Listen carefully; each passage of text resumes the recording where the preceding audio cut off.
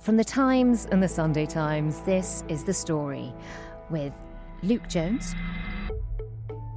and Manveen Rana, together again for our regular Q&A. We're going to be talking about matters in Westminster and political matters beyond, the enormous stooshy over Meta's, I was going to say fashionable, but are they even fashionable, AI glasses, and the latest twists and turns in Donald Trump's ongoing war in Iran.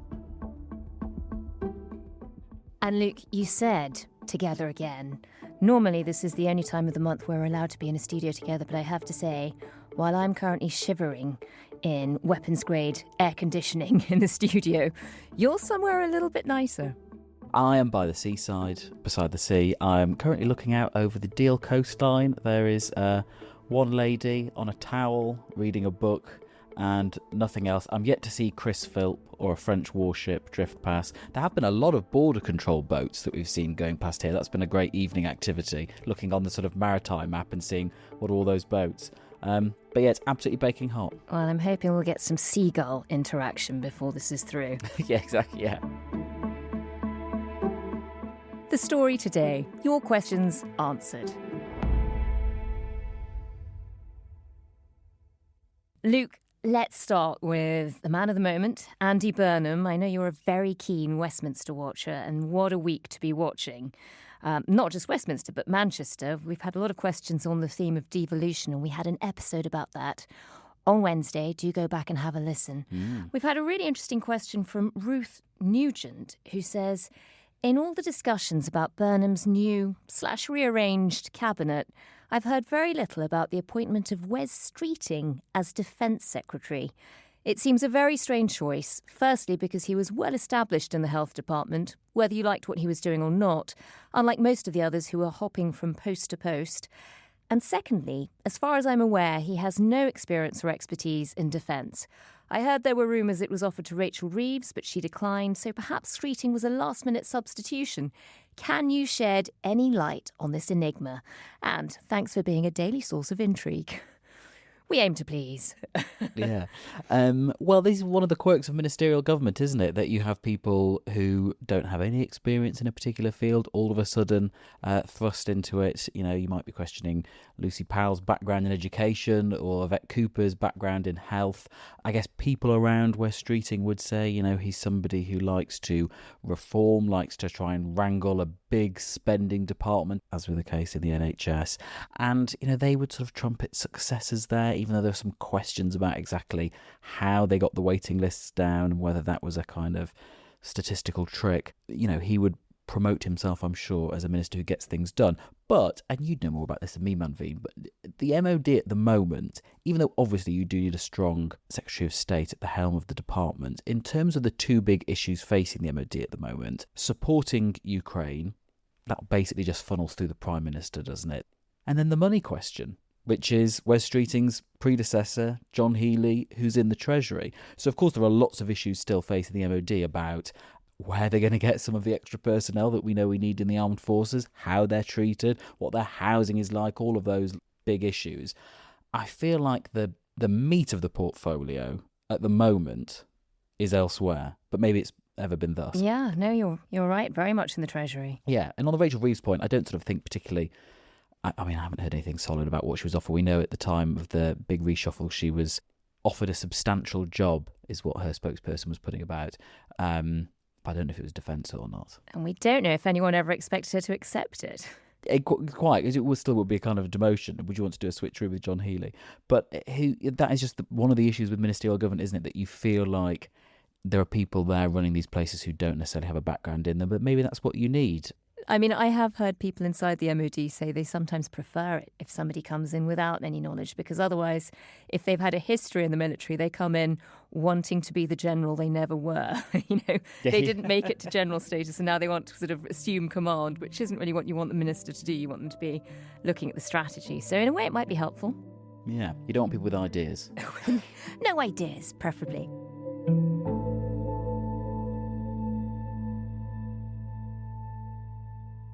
We've got another question here. It's a question/gripe. We take both. From Nina, who's emailed in to say, I want to know why there aren't better transport links in the north of England and what Andy Burnham might do about it. I live in lovely Leeds, the largest European city without a mass transit system. I've lived all over the UK and abroad at points, but never have I been more astounded at how terrible the transport options are in this city and up north in general. P.S. Writing in is the most British thing I've ever done, but I bet there are loads of others who have similar transport gripes, which I'm sure is absolutely true. I mean, as somebody who has once used the Trans-Pennine Express, and honestly, the name is the only express bit about it. Write off an entire day if you're making plans. That's the thing, isn't it? It's one thing to complain about how you get up and down from the north to the south, but trying to traverse the north in any way is just an absolute nightmare. So to help us answer this one, we had to ask David Collins, who is Northern editor for The Times and The Sunday Times. First of all, there's an issue about spending. In short, it's the product of decades of underinvestment by the government. We've had a lot of different governments come in with a lot of different ideas, and we've ended up with this kind of piecemeal approach rather than a long-term one. We've seen that with HS2. There was a plan for a Leeds Supertram in the early 2000s, and this was an idea for a kind of £500 million light rail system that was actually approved by central government. And then it was scrapped in 2005 because the cost projections were going up and it wasn't seen as cost effective. And then the current idea is to have a tram network costing about 2.5 billion. And that is supposedly going to link Leeds to Bradford, which has been proposed. That's kind of still ongoing. I think a lot of leaders in Leeds and Bradford will be looking for that sort of investment from Andy Burnham. There's an IPPR research paper out in 2025 which found that from 2009 to 2023, London received £1,183 per year per person in transport investment. Compare that to just £486 per person in the north.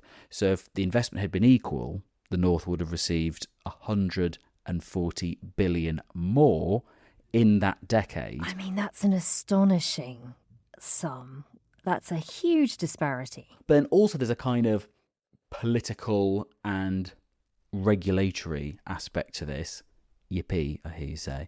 To do with, in fact, it's our colleague Patrick Maguire who sort of always makes that point about the kind of, in terms of the legacy that Andy Burnham is trying to unpick at the moment. It's not just the deregulation of the Thatcher years that Andy Burnham has an issue with, but also the centralisation that happened, the scrapping of some of those kind of larger local governments in different parts of the country.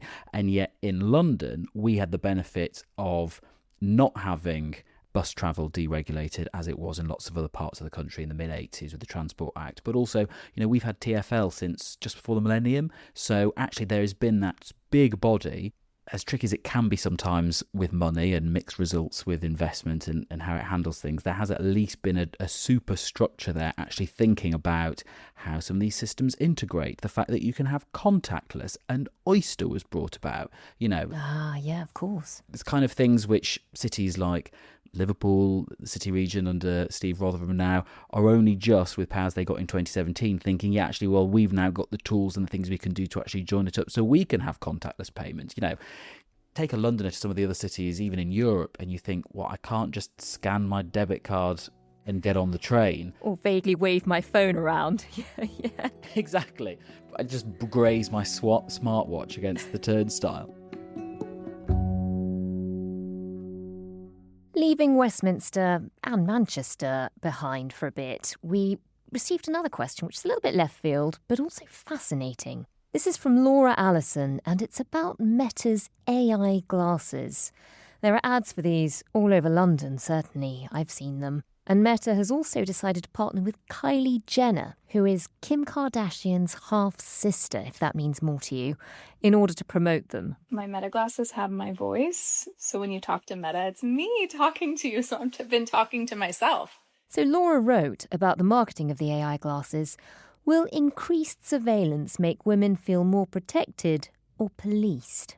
We turned to Chris Stokel-Walker, tech journalist extraordinaire, who writes for The Times, to ask, firstly, what on earth these glasses are, and secondly, why is there a privacy issue around them, particularly for women?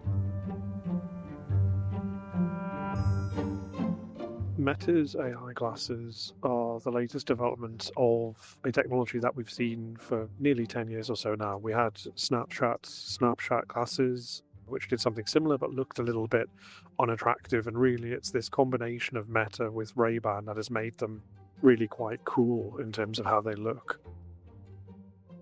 The principle behind them is really simple. So there's a small camera that is attached to the frame of the glasses. You barely see it. It's almost like a pinprick. So the signal from that camera then goes into a visual display that you can often see, and basically it gives you microphones within the arms of the glasses as well, so that you can hear and see things as well. This is like a heads-up display like you would have in a video game, and it's often called augmented reality in the tech world as well. But the problem with that is that you can record video with these sorts of things without many people knowing. And that is really the concern, entering into private spaces, capturing private moments. Now, Meta, for its part, says you can see when someone is recording that there's an indication, an LED light appears just above the camera lens.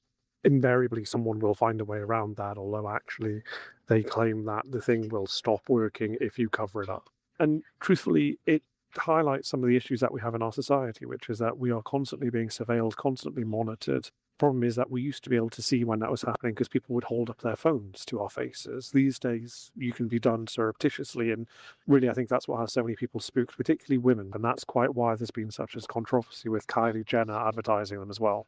Have you seen them out and about? They're the kind of... I haven't seen them out and about. I've seen ads for them, but that's about it. I haven't seen them in the wild. Some people have dubbed them pervert glasses. There have been issues with people being filmed when they don't know they are by lots of sort of Instagram pranksters, people just going up to people and asking them strange questions or trying to pick up women and doing these kind of quote-unquote funny videos when actually these people don't know they're being filmed, and it's a bit weird. And actually some people you do see getting quite angry, which you would if someone just came up to you and started saying some mad things and then days later you saw that doing the rounds on Instagram because it turns out they were filming with their glasses. That is very weird. I mean, it throws lots of questions about privacy up in the air. We've started to see a lot of protests, a real backlash to the ads with Kylie Jenner. Yeah, the group Everyone Hates Elon, a reference there obviously to Elon Musk, have started putting up some of these fake adverts. So one of them has, I think it's actually one of Jeffrey Epstein's mugshots, and yet he's wearing these Meta glasses, and it's got a little sort of fake advertising slogan on it that says "Glasses for people who don't do consent." And with this, there was a report a few weeks ago about some contractors of Meta in Kenya actually being able to see recordings from inside people's houses. Some of them involved people who were naked, just sort of going about their daily business, because that was the kind of data it was harvesting, because they had, allowed their glasses to send data back to Meta to help with AI training. So there's always that worry about, we're always told, well, it will be dealt with properly. I'm sure they would say if they were here that they do keep people's data safe. But it's, why would you choose to bug yourself in that fashion? I'm not sure. And we should say that Meta says it's paused its work with the Kenyan company that was contracted to provide some data review and annotation services. And Meta also said that photos and videos are private to users. Humans review AI content to improve product performance, for which we get clear user consent. The story at thetimes.com is our email. We are going through some of your questions. Manveen, we need to talk about what is happening in Iran. You have spent, I think, the best part of 50 years reporting in the Middle East. It is all... A century. That's how it feels. And it's very much getting hot again. Are we currently in a state of open war as with regards to the US and Iran? Why is this sort of pause in strikes seem to have completely fallen apart? It's such a good question. It has been on again, off again, all month, really. We did have a pause from the end of last week where Donald Trump said he wanted to make way for diplomacy, although the Iranians said they wouldn't be talking to him, but at least it sort of calmed the oil markets down.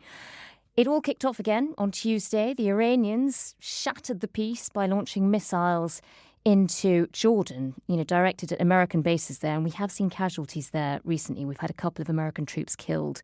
On the Iranian side, this new sort of set of attacks, it's basically a show of strength.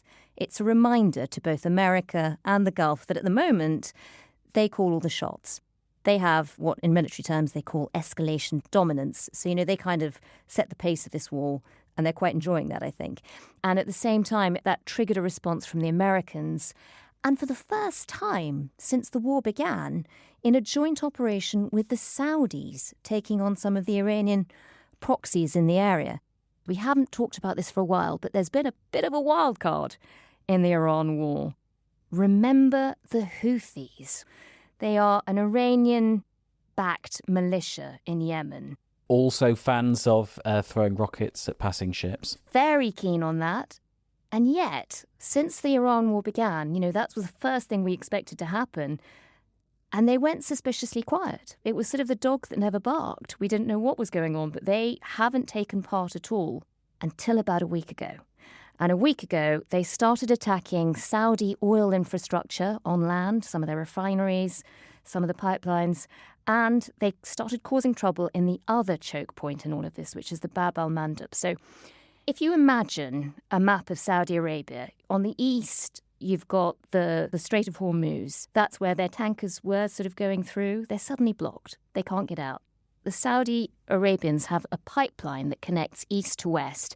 So they've been pumping oil across that pipeline, right across the country, and sending it out via the Red Sea. The problem for them is that, just like the Strait of Hormuz, at the end of the Red Sea, before it joins the Gulf of Aden, you have another choke point. This one is called the Bab al-Mandab, which the literal translation from Arabic, this is hilarious, is actually the Gulf of Grief. And that's exactly what it's become for the Saudis. Their tankers are being attacked, so they can't move them out of there. Their pipeline, their refineries are under attack from the Houthis and from some Iranian-backed militias in Iraq too. And I think they decided that something had to be done. So they've said they don't want to join an escalation. They don't want to join the war, but they need to show that they won't accept this. A line has to be drawn. So the moment the Iranians acted and America responded, the Saudis jumped in too. But it feels like it's a really delicate moment because everybody could accidentally end up escalating into an even more serious war.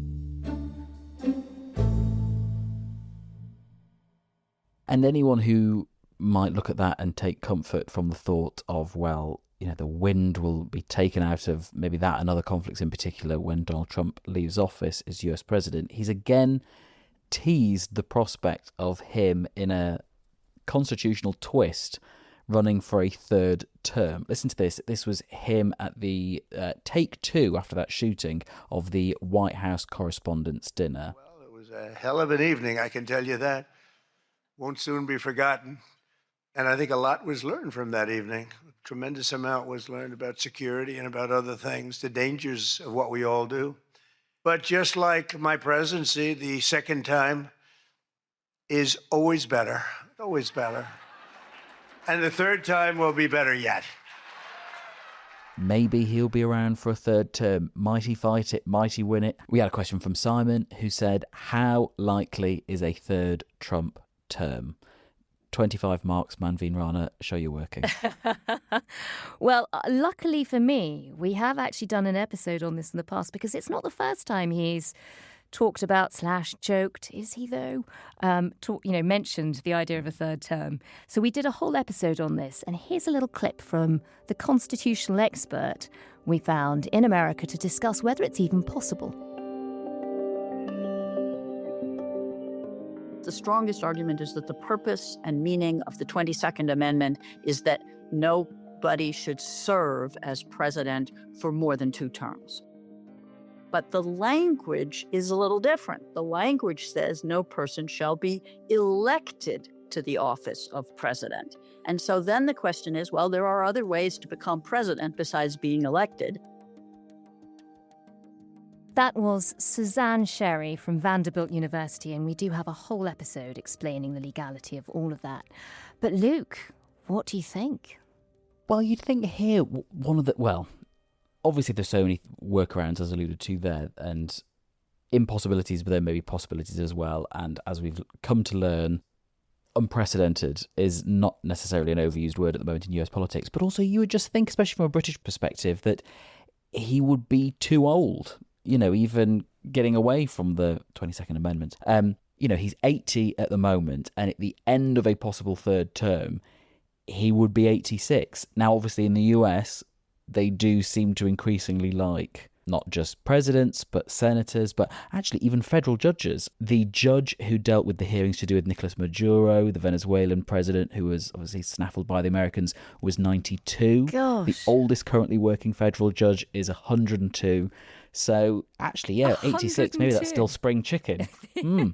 How is that possible? I mean, I can't. Either they're doing something to stay alive and very alert for much, much longer than we are, or maybe they need to introduce a retirement age. Yes. But you're right, he would be very old. Also, he is expecting a pretty rough time come the midterms. Yeah. And maybe, of course, all of this is moot and it could end up with him gliding off into his retirement, and then you start looking at a race which is what? J.D. Vance versus Gavin Newsom, J.D. Vance versus Alexandria Ocasio-Cortez. All of a sudden you're talking about people in their 40s. Yeah. If you can imagine. Different generation.